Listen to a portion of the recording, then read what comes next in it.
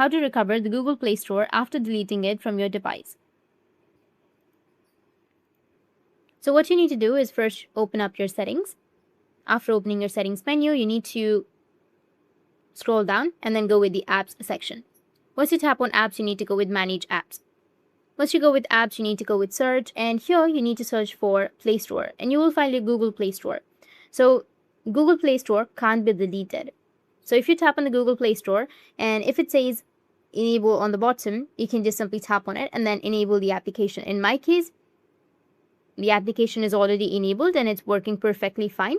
But if it's not visible, like Google Play Store is not visible on your device, or if you're not being able to find Google Play Store on your device, then you just need to simply go with the step, which is open up your Google Play Store app info and then go with the bottom section. And here you need to go and enable the application.